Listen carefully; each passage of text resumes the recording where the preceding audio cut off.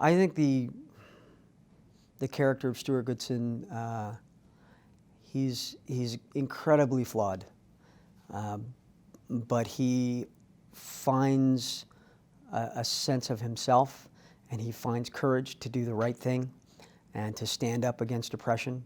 And I would say if I had ultimately the courage that that Stuart displays in this movie, I would call that a life well lived, a successful life. And I haven't yet gone across the breach and taken the steps that this character has.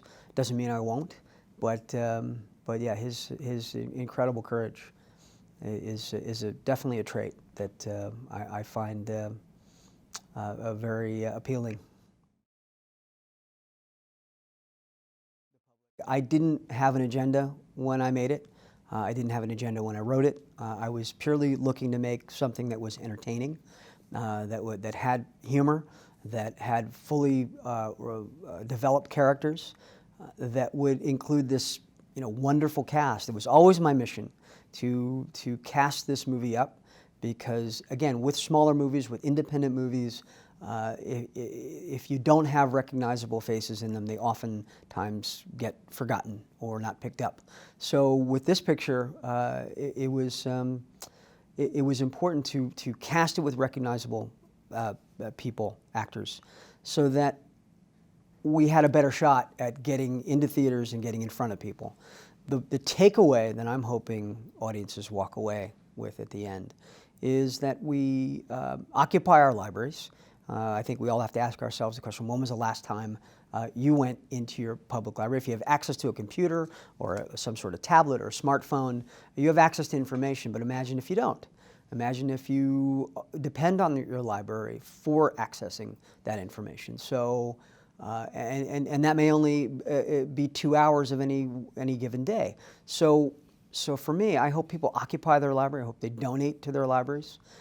My hope is that in looking at people who are experiencing homelessness, that we don't assign a bias to them, that we check our bias at the door, that we recognize that these are human beings with their own story, regardless of what we tell ourselves about the reason they arrived at this unfortunate place, and that at the end of the day, that people are inspired by this piece.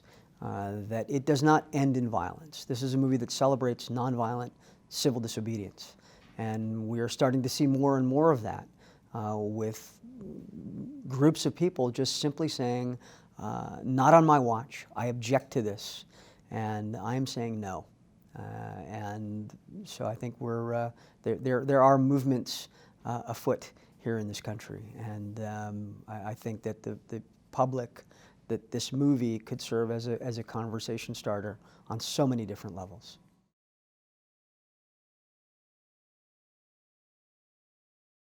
Well, movie nights for me growing up were always a special occasion.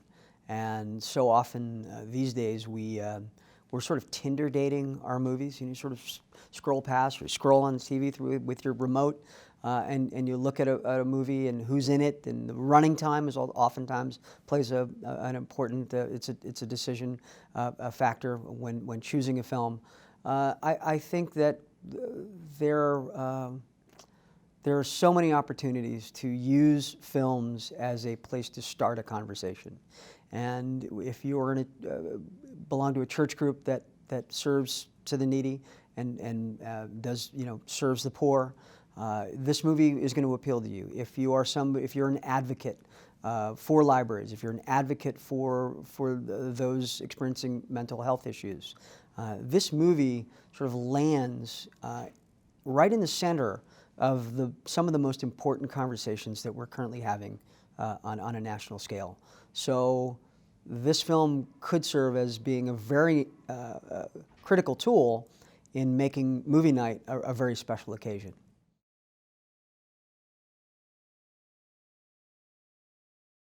One movie, one desert island movie would probably be Apocalypse Now. There's just so much going on visually. It's one of the best films ever made, and my old man happens to be in it. The one snack for movie night, whether it's in the theater or at home, is always popcorn.